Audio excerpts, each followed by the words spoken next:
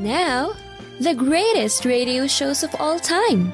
Suspense. The Shadow Knows. Washington calling David Harding, counter-spy. Classic radio theater. The Great Gildersleeve. Fibber McGee and Molly. Dragnet. Gunsmoke. The Lone Ranger. Now, step back into our time machine with your host, Wyatt Cox. Good evening, friends of the Inner Sanctum. We head to Dodge City, Kansas for Western adventure William Conrad, starring in Gunsmoke. This episode goes back to August 23rd, 1954, and the episode is entitled Young Man with a Gun.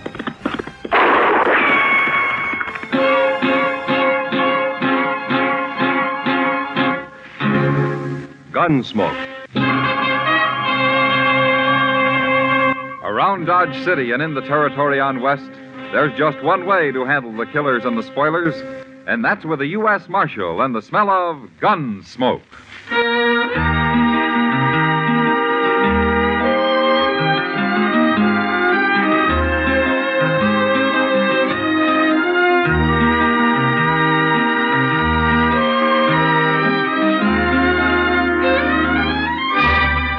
Gunsmoke, starring William Conrad. The transcribed story of the violence that moved west with young America, and the story of a man who moved with it. I'm that man, Matt Dillon, United States Marshal. The first man they look for and the last they want to meet. It's a chancy job, and it makes a man watchful and a little lonely.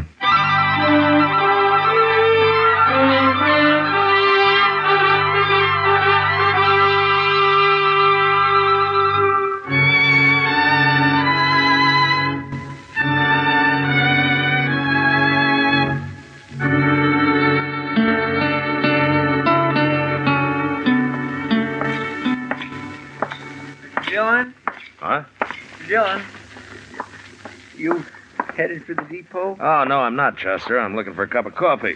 Thought I'd go to Delmonico's here. You want to join me? Well, sure, I'd like to, but maybe I better go on down to the depot. Oh, what for? The mail. I never got there at noon. That's why I thought you was going now. Well, I don't care about the mail, Chester. Yeah, but come to think of it, you did start out at noon, didn't you? What happened? I got robbed. Got robbed? Yes, sir. Over at the Alfraganza. Oh, you've been gambling all afternoon, huh? Not all afternoon, Mr. Dillon. I watched the game for about an hour before I set in. Oh, you should have gone on watching it. Oh, yes, you're right. Absolutely right. Cost me my last $10. But I thought sure I'd win this time. Oh, why? Because it was my last $10 for the month. I had to. Well, that's about as good a reason for winning as any, I guess. Yes, sir. You know, there's just too much month for my pay, Mr. Dillon. Anyway, I might have won if I hadn't got cheated. Oh, it's a crooked game? The fella dealing was crooked, and I know he was. But I sure didn't want to start no argument with him. No, sir, not him. Well, why? Who was he? I don't know. Some stranger calls himself Sam Kertcher. What? Sam Kertcher. You know him? Oh, but I've heard of him. Who is he? He's a gunman, Chester. Oh, I recognize that. That's why I didn't make no fuss about his crooked dealing. Well, you were smart. Kertcher's the kind of man who enjoys killing. He's got a big reputation for it out in Arizona. Well, what's he doing here, I wonder? I don't know, Chester. But let's go find out.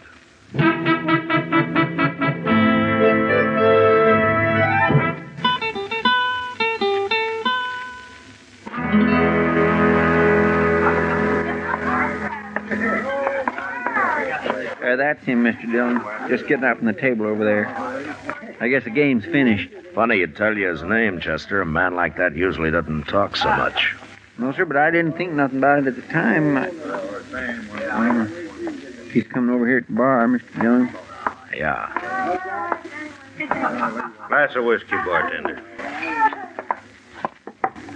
Hello, Kertcher. Where you been, Dillon? What? Took you long enough to get here. It's been a half hour since I cheated your friend here out of his money. Cheated me, you see? I told you he did. But how do you know I was a friend of Mr. Dillon? I asked. Smart of me, wasn't it? What'd you ask for? What difference did it make? Never mind, Chester. What are you doing in Dodge, Kertcher? I got tired of Arizona. Why? Nobody left worth bothering about there. You mean there's nobody left worth your killing, is that it? Man can get rusty facing down bums and greenhorns, Dillon. What's the matter with Tombstone?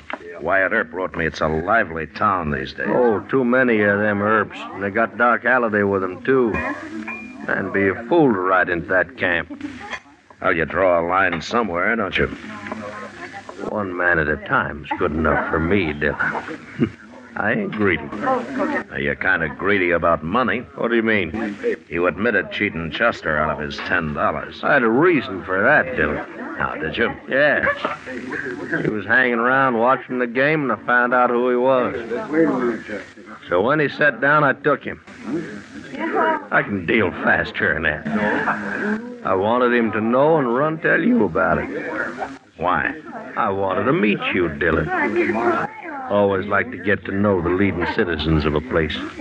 You got your own way of going about it. You objecting? Ordinarily, I object to cheating at cards, yeah. But with you, I don't think it matters much. Now, what are you doing in Dodge, Kertcher?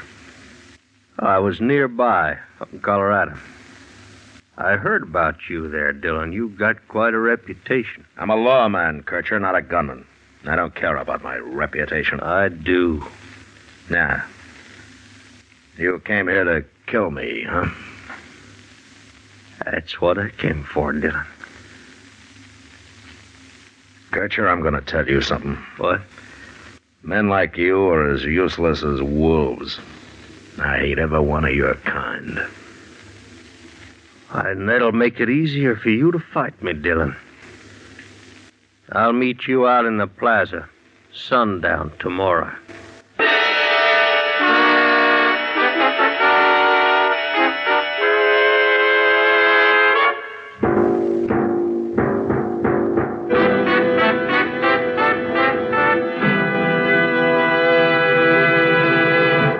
August 23rd, 1954, Gunsmoke on Classic Radio Theater with Wyatt Cox. You ever make a change and then think, why didn't I do this years ago? Well, that's how people feel about switching to Medi-Share for their health care, especially now with inflation the way it is. People are very happy with the savings. Most families save about $500 a month when they switch. It's a huge help when prices are going up so fast in so many other areas. And Medi-Share's customer satisfaction rate is double that of health insurance. It's just a different experience, and people really like that. Medi-Share is an alternative to health insurance. It's a community of Christians who share each other's healthcare bills, and it's been going strong for over 25 years. It really is the gold standard, the most trusted name in healthcare sharing. Find out why people love it, find out why they rave about the customer service, and find out how good it feels to save some money right now. They're super easy to talk to. Here's the number, 833-34-BIBLE. That's 833-34-BIBLE, 833-34-BIBLE.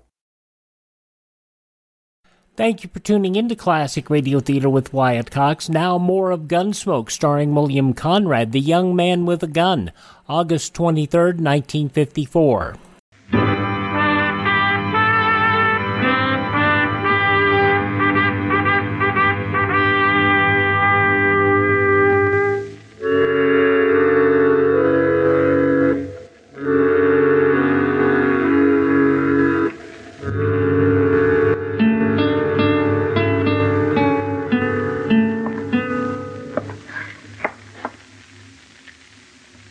Dillon? Huh? I've been thinking about sundown all day long. I feel terrible about this. Oh, why? It isn't your trouble. That's right, I know, but if I hadn't sat in that game yesterday, things might be different. Sam Kertcher would have found me soon enough. That's what he said he came here for. I heard him, but I still feel guilty. What's the matter, Chester? You afraid he'll kill me?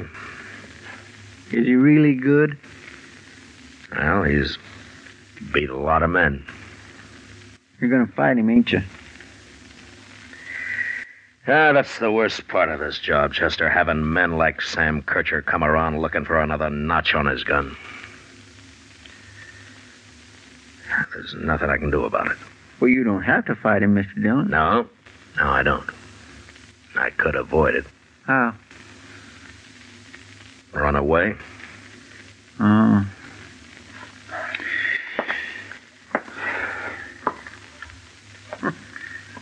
Look out the window here, Mr. Dillon.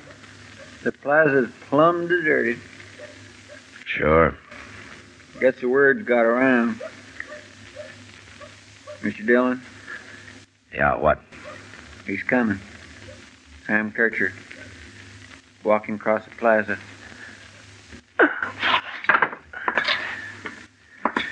Well, it must be sundown. Yes, sir, it is.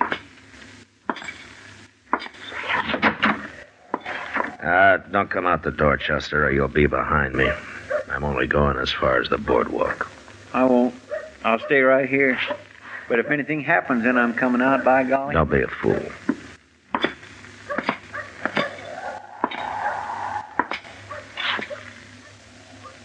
Come on out in the street, Dillon. What you standing there for? What's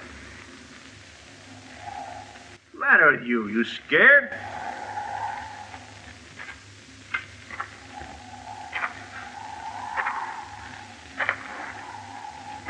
Why don't you come down here, Dillon? There's a lot of people hid out watching us. Been a long time since a marshal was killed in Dodge. I don't want to hear your talk, Kertcher. Let's get this over with.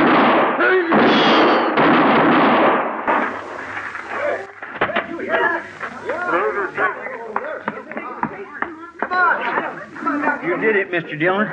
Why, he didn't hardly have his gun out before you hit him the first time. I was watching him. I didn't wait for him. I drew first. You did? Giving a man a chance to be arrested is one thing. Shooting down a killer's another. Yes, sir. This is nothing but slaughter. Brainless slaughter. Like I said, it's the worst part of this miserable job.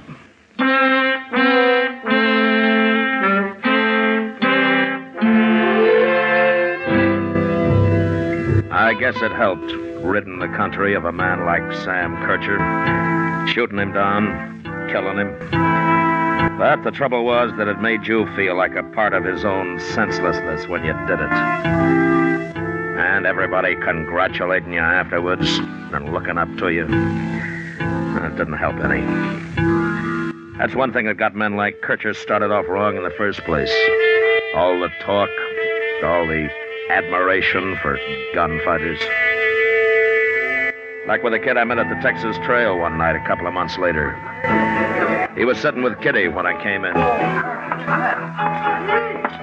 Evening, Matt. Tom. Ah, thanks, Kitty. This is Marshal Dillon, Peyt. I know. I've seen him. Peyt, huh? Well, I never saw you around before, Peyt. He rode in yesterday, Matt. It's his first time. Good thing, too. He's only 16. Yeah, that's young, especially for a town like Dodge. Where you from, Peyt? On west of here. Oh, cowboy? I was. That's what I've been arguing with him about, Matt. He says he's through being a cowboy. Oh, is that so? Why? I got other things to do. Like what? I'm going to buy me a gun, Marshal. A gun? Sure. And I'm going to learn to use it, too. A man's no good without a gun. Oh? Peyt, you start carrying a gun and you get handy with it and you'll grow up to be a U.S. Marshal or something. Ah, Kitty. I mean it. I never saw a man start using a gun yet that he didn't have to go on using it the rest of his life.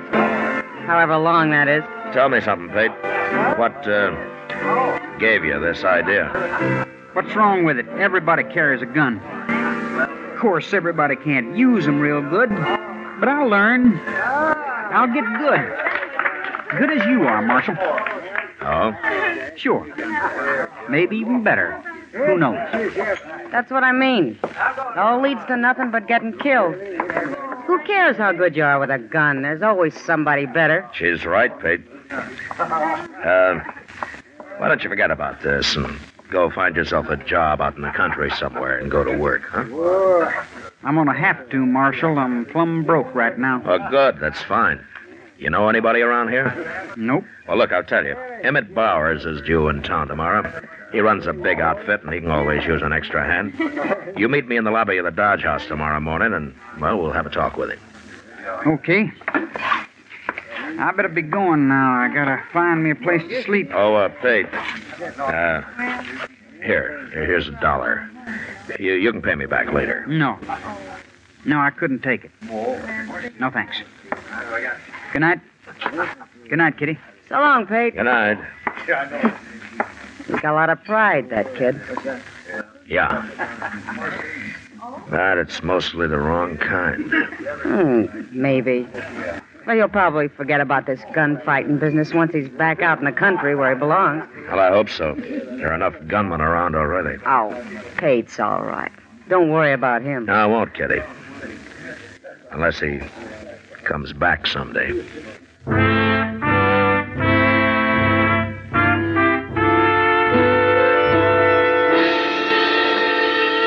Peyt was at the Dodge House next morning, and we found Emmett Bowers there and got him a job right off. They rode out of town together that evening, and I watched him go, hoping that a lot of hard work would give Peyt something to think about besides becoming a gunfighter. Anyway, I'd done what I could, and I forgot about it. Till a couple of months later, when I happened to go into Jonah's General Store. Well, morning, Marshal Dillon. Hello, Miss Jonas. Well, how come you're running the store? Why, hadn't you heard, Marshal? Oh, no, heard what? My husband's got the ague real bad. I've been taking care of him and running the store, too. Oh, well, I'm sorry to hear that, ma'am. But how do you manage to do both? Well, I moved his bed into the storeroom out back. Matter of fact, Doc Adams is in there with him now. Oh? Oh, that poor man, Marshal. He's had chills one day and fever the next for nigh on to a week. Well, Doc will fix him up. Doc can cure almost anything. I can cure anything but a liar, Mac. What? Oh, hello, Doc. I didn't know you were listening. I was listening and I heard what you said. And it was a long way from what you told me the other day. Why, what do you mean, Doc? Mrs. Jonas, he told me the only thing croakers were good for was performing autopsies and signing death certificates. That's exactly what he said. Death certificates? Now, don't let him scare you, ma'am. Nobody ever died of ague yet, doctor or no doctor. Oh, Matt, why aren't you out patrolling Front Street or keeping the peace somewhere like you're paid to do?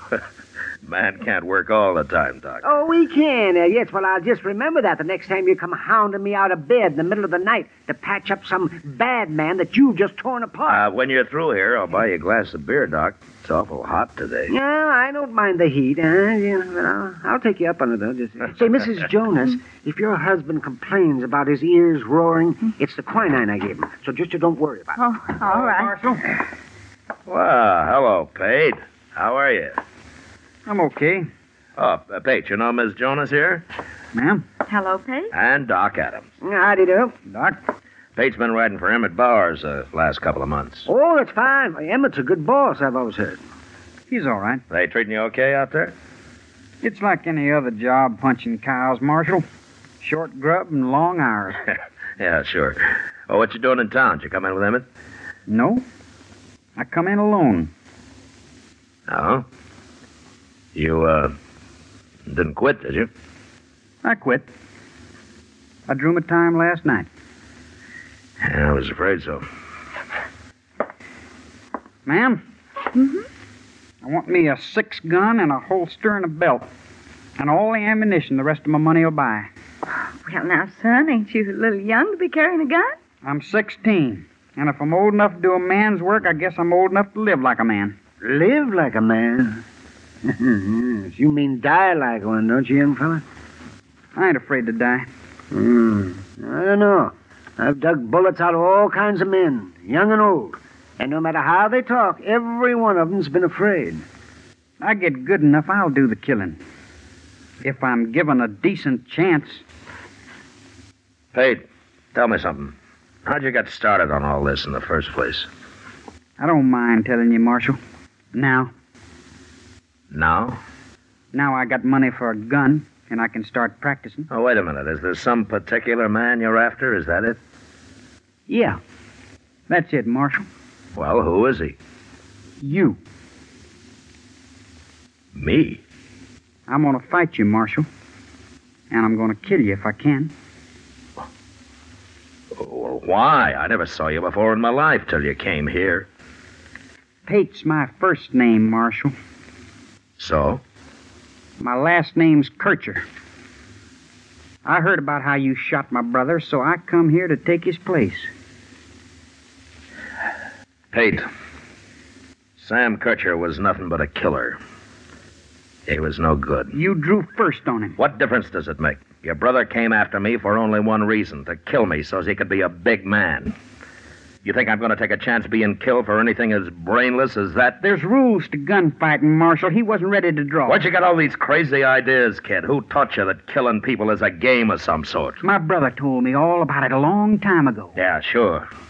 Well, for him, it was a game. That's what was wrong with him. He'd have beat you if he'd have been ready. Peyt, do you wait for a mad dog to bite you before you try to stop him? And your brother was ready. He rode into Dodge ready. Well, I'll be ready for you. In a few weeks, I will. You will, huh? Look, Peyt, I've been handling a gun for years. What makes you think that you can go against me in a few weeks? Unless you're planning something else. No, Marshal, I'll never shoot anybody in the back, not even you. August 23rd, 1954, Gunsmoke on Classic Radio Theater with Wyatt Cox. The conclusion follows these words. Veterinary telemedicine is booming. Hi, I'm Dr. Lori Teller, president of the American Veterinary Medical Association, and I know firsthand that telehealth is a valuable tool to help provide our precious pets with the health care they need and deserve. Here are some situations where telemedicine may be an option for you and your pet. If the veterinarian has seen your pet in person in the past. If you're not sure you need to schedule an in-person visit. If your pet had surgery and needs post-operative follow-up. For skin diseases and rash rechecks. When your veterinarian needs to monitor your pet's chronic problems such as diabetes or allergies. If there are behavioral issues or training challenges. Or for hospice care.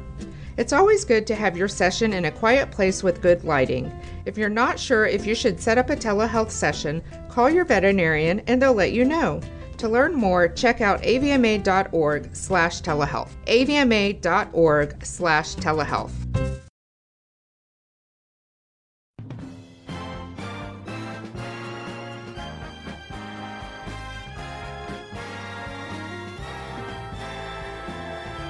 Now on Classic Radio Theater with Wyatt Cox, the conclusion of Gunsmoke, starring William Conrad, August 23rd, 1954. You're not bad, Peyt, but you sure got everything mixed up. Why?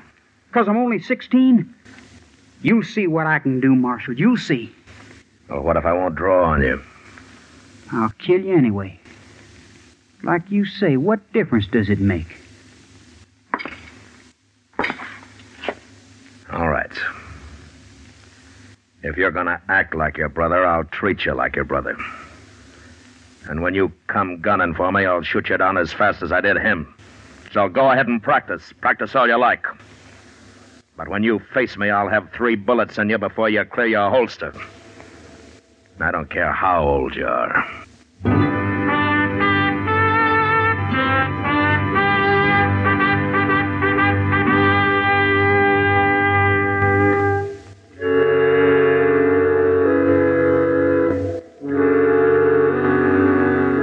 If I thought getting mad would scare some sense into Peyt Kertcher, I was wrong. He went ahead and bought his 6-gun. And every day he spent hours down by the Arkansas practicing with it. In a few years, that kind of concentration might have made him into a fair gunfighter. But as it turned out, he didn't get a few years. He didn't get more than about 10 days. And those 10 days got spent fast. One evening, I was sitting on the porch not far from the Texas Trail, watching the crowd push up and down Front Street.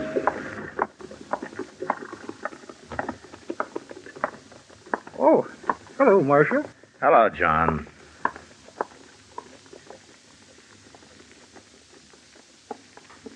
Matt. Oh, hello, Kitty. Matt, Chester's in the trail there, and he asked me to come find you. Oh, why? What's the trouble? You know Jack Grining? Yeah, I know him. Well, he's at the bar in there, and he's making fun of young Peyt. Chester isn't sure how much Peyt's going to take from him. Now, Ryan's more than just a bully, Kitty. He's dangerous. Well, Chester tried to make him stop, but it didn't do any good, Matt. I hope Peyt isn't fool enough to try to take him. Ryan will kill him sure if he does. I tried to tell him he shouldn't be wearing a gun, but you know Peyt, he won't listen to anybody. Yeah. Well, you better wait out here. I aim to. Leave the kid alone, Riding. He ain't bothering you none. Get out of the way, Chester. Everybody else, get out of the way, too. I'm giving you one more chance, Peyt. You throw that gun away or you start using it. Go ahead and draw, Ryan. I ain't afraid of you. Okay. I will. No, don't do it, Riding. No. Ah!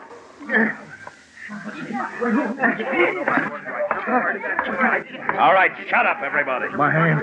Shut up. You busted my hand, Marshal. What'd you do that for? You think you're a fight?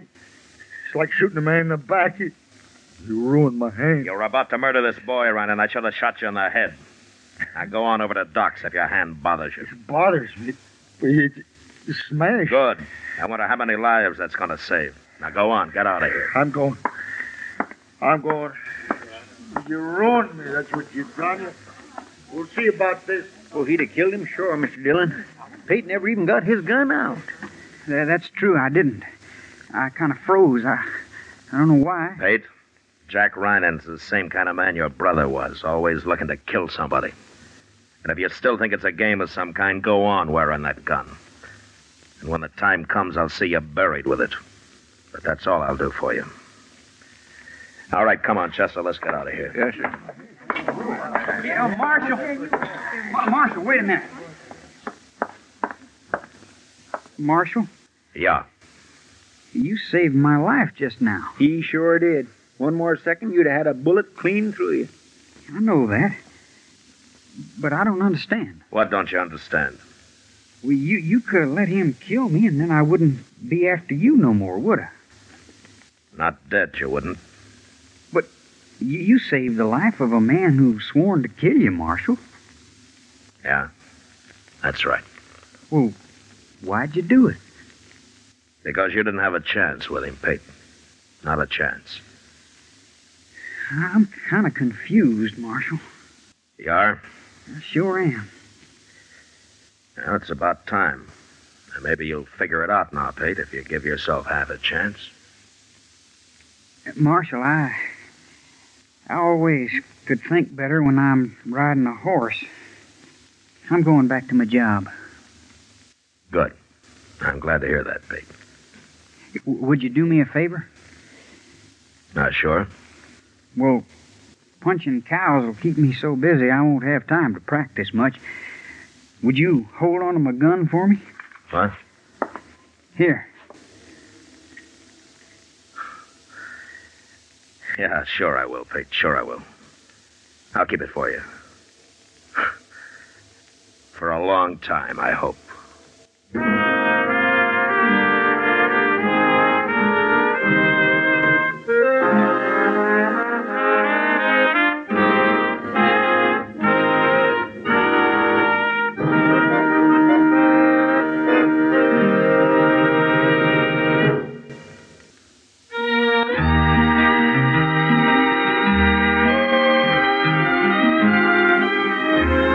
Gunsmoke, produced and directed by Norman MacDonald, stars William Conrad as Matt Dillon, U.S. Marshal. Tonight's story was specially written for Gunsmoke by John Meston, with music composed and conducted by Rex Corey. Featured in the cast were Sam Edwards, Lawrence Dobkin, Vivi Janis, and John Daner. Marley Bear is Chester, Howard McNear is Doc, and Georgia Ellis is Kitty. Join us again next week as Matt Dillon, U.S. Marshal, fights to bring law and order out of the wild violence of the West in Gunsmoke. August 23rd, 1954, Gunsmoke on Classic Radio Theater with Wyatt Cox.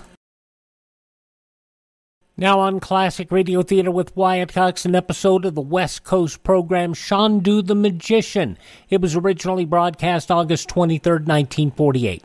In the oldest wing of Princess Naji's Cairo home, once the palace of a dynasty of ancient kings, Frank Chandler has come upon a parchment covered with the curious hieroglyphics of 40 centuries ago. With the parchment, Chandler hopes to lure Roxor to a small underground room in the palace wing and terrify him into disclosing the hiding place of Robert Reagent. And Roxor, hoping to defeat Chandler's occult powers by means of black magic, has engaged an Egyptian sorcerer, Fuad. But he does not know that Fuad is really Chandler himself. Now, from a dark street in the native quarter, a man runs up the stairs to Roxor's rooms. Chandu the Magician. I have important information. I will give you 5 minutes, no more, Douglas. I'm expecting someone else. I know, Fuad, the sorcerer. But when you hear what I have to say, you'll change your mind about hiring sorcerers. Something has gone wrong with your assignment to Mrs. Reagent? Everything has gone wrong, Roxor. You may as well know it now. Chandler hasn't been out of Cairo for a minute. What is this? The letter you wrote in Naji's He hand? didn't believe it was hers. You're a clumsy fool. The letter should have been so well done he could not fail to believe it was from Naji. I tell you, it's worse than the letter. Chandler knows I'm not Gordon Douglas. What? He knows Douglas was killed and where and how. Impossible. What's more, he knows I'm working. You will for tell me at once how Chandler learned these things. Magic, sorcery, call it anything you like. You were to discover how he does these tricks. Is Mrs. Reagent so charming you have forgotten? Roxor, will you listen to me? I am listening, and I want the truth. Either Chandler is the biggest faker on earth, or he's fooling around with forces nobody's meant to stir up. I'll never forget it. Must I listen while you describe your emotions? All right, believe it or don't. Chandler actually showed me Douglas's body, lying there in the shadows beside the temple in Rome. He didn't just say he knew it was there. He showed it to me in a crystal ball. Very well, you will not return to Rome. Chandler will have told the police. Does it mean anything to you that Chandler can do things like this? Why, he showed me this room. I heard our conversation the other day, almost word for word. So, it is well I have found the sorcerer Fuad. You, not me. Oh, Roxor, you can't imagine. I do not deal with imagination. That is for weaklings. If sorcery can destroy Chandler, I will have a sorcerer. No doubt, you admitted the things he showed you were true. He knew they were. You utter imbecile. Oh, I'm sorry, Roxor. I know you have no use for failures. A moment, my friend. I am inclined to give you another assignment, perhaps more to your liking. Oh, it's not because this one was tough. It's just... I know now what it means to feel absolutely helpless. That's never happened to me before. If it happens to you in Istanbul, it will be the last time. Istanbul? You're going to let me try out the new gas? The gas? Chandler took the sample and the formula. No. Fuad will get it from him, but until he does, the work must go forward. Well, at least I can do something in Turkey. Trouble in the cafes, fights among foreign sailors. And you will find men who will act when I give the word. I won't fall down on this job. Who is it? It is Fuad, Monsieur Roxor. Come in, come in. Monsieur, I have learned... Oh, but I did not know you were not alone. Come in. So... this is your tame sorcerer, huh? I wish you joy of him. That can be left to me. You will see that your work is well done when the word comes. It will be. Well, I'll be on my way. It's been delightful meeting you, Fuad. Monsieur is very kind. Prenez garde, monsieur. What is that in your sleeve? In my sleeve? What? It's a snake and adder, the most poisonous snake in all... Selim! Selim! Oh, you have a pretty crude sense of humor, Fuad. You pardon, Monsieur Roxor. I could not resist. He was droll, no? Fuad, you know I've been forced to deal with you to beat down Chandler with his accursed tricks, but I do not like it. I am a scientist. I understand things I can reason out, things of the mind. Monsieur, all things are of the mind, as the so angry Monsieur Douglas has seen. Even your voice reminds me of something unpleasant. My voice is not to the liking of Monsieur... Oh, I'm desolate. I wish I could remember who it is you remind me of. If it becomes important, Monsieur will remember. But may I speak now of what I have learned only today? If it has to do with Chandler, yes. It is a secret most, how you say, most hidden. Will you come with me now and see for yourself? Fuad, I cannot run about the streets of Cairo. All over the world are men I must move like the pawns they are. One unguarded word may destroy what I have built for the day of... I am too busy. Eh bien, Monsieur knows best. But that is a matter of profound regret. Well, what is the secret? Monsieur, only tonight is the way unguarded. This is the moment, how you say, precise. Will you tell me what it is? It is more important to you than the formula for the gas. It is the very secret of the power of Chandu, the magician. What is this? You so quickly have uncovered the method of Chandler's trickery. Mais oui. Fuad, if you lie to me, I promise you shall die in agony by my own hands. Monsieur Roxor, have I not agreed to discover this for you? What is it you want me to do? Only to come with me and see for yourself, monsieur. Where is it? Where? Go away, Selim. Admit no one. No one, you hear? Now, Fuad. I have learned that under the ground in the ancient palace of the Princess Naji, there is a so small room. Within, a young girl sleeps. She has slept so for many, many years. So, at least when you spoke of your knowledge of the black arts, you did not lie. I assure you, monsieur, I have seen her. It is said she was of Naji's family many thousand years ago, as men count time. With truth, she seems to be Naji herself. Why do you ask me to go there? I could have killed her myself, monsieur, and destroy the power of Chandu. But if monsieur is with me, he could first ask her many things. Is it not that you would like to know? Enough. I will go. Selim! Selim! Tell all who come tonight to come again tomorrow at this hour. Now, Fuad, we will go out by the other way.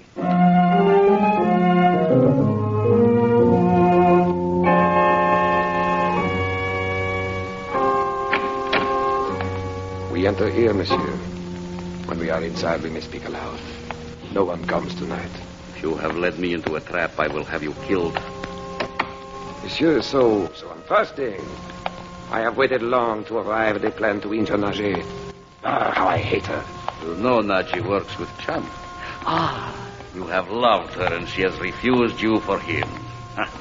Someday, Fuad, you will learn that emotion destroys you. Think for a moment of me, Roxor. I do not love, I do not pity, and I shall rule the earth. Monsieur is to be envied. Down the stairs, if you will. There is another door below. One moment. I will open it. There is light inside. I do not like this, Fuad. I will do at once what is necessary. Monsieur, you see her? Naji. No, monsieur. It is the young girl of whom I spoke. Asleep for 4,000 years. It is impossible. Even if I could believe it, where is the secret of Chandler's magic? How could this girl have a part in it? You see the flame burning in the golden bowl on the small table? Yes. When I have awakened the young girl from her so long sleep, perhaps she will answer all your questions. Wake her then. I do not like this place. I have only to clap my hands lightly, monsieur, over the flame in the bowl and say, awake. I will do it. Awake, mademoiselle. Awake and tell monsieur the secret of Chandu. Did someone call my name? This is the work of the devil. Who are you? I am the daughter of the king. Amin Rada, priest of the temple, gave me the gift of sleep. You lie. You are Naji. Naji? I do not know the name of Naji. It is impossible that life could remain in your body after 4,000 years. I do not understand. But the gentleman, mademoiselle, he wishes to ask you many questions. Monsieur, it is better perhaps to speak to her of Chandu. It cannot be important what her name was in her life. This is like a nest of hornets buzzing in the head. Is it then true this room holds the secret of Chandu the Magician? It is true. I guard the sacred flame of Chandu. The flame in the bowl. Without fuel, it burns on and on forever. But you are strange in Egypt. Did Amin Rada send you to me? I am Roxor. When I have discovered 2 secrets, only 2, I shall rule not only Egypt but the entire world. You hear? I shall have power. I am power. I only guard the sacred flame. Whoever shall extinguish the flame destroys the precious secrets of Chandu and ends my life. This is true? The daughter of the king speaks only truth. Then I shall do it. Fuad, you shall see it done. I will take up the bowl and scatter the fire on the floor. I stamp on it with my feet so. The power of Chandler, whatever it was, is no more. It is ashes. And see, monsieur, the young mademoiselle spoke truth. She is dead. Good. Chandler can fight me no longer with his magic and his spells. One by one I break them all. Now it is Chandler's turn. No one else stands in my way. There is one Roxor. Still there remains Reagent, huh? You have not forgotten him. You have done well tonight, Fuad, and you will be well rewarded. But Reagent is the last of them all. I will go to him, monsieur. I will work upon him all the spells of black magic at my command. Where is it you have hidden him? Where would I keep him? But in my own hiding place. But where is that, monsieur? You have not told me. Where should it be? But in the ruin near Algiers.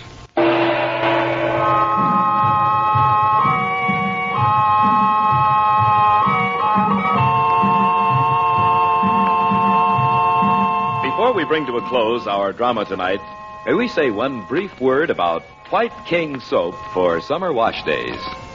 The warmer the weather gets, the more dirt the youngsters seem to collect on their clothes.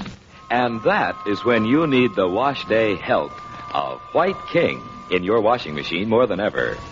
For only honest-to-goodness soap suds can wash dirty clothes really clean.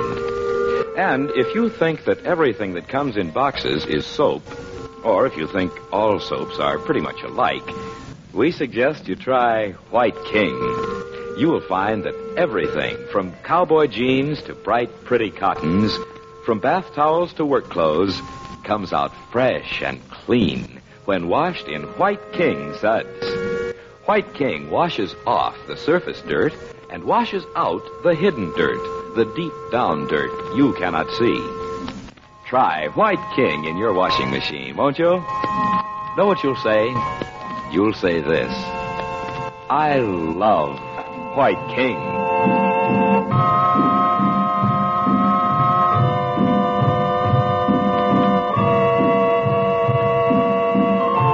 The makers of White King invite you to listen tomorrow at this time when the story resumes. Chandu the Magician. August 23rd, 1948, Chandu the Magician here on Classic Radio Theater with Wyatt Cox. Thank you so much for making us a part of your day. Would you thank this station and support their advertisers? It's their kindness and courtesy that allow us to be with you each and every time we roll around here on your favorite station. If you miss a day, you don't have to miss a single show. You can find updates on all of our shows on demand at classicradio.stream, along with Classic Radio Theater on Demand, links to our social media and to our podcast sources, and you can also buy me a copy and you can contact me, classicradio.stream. Thanks for tuning in. Tell all your friends the great radio shows are right here at this spot on the dial. Classic Radio Theater with Wyatt Cox on your favorite station.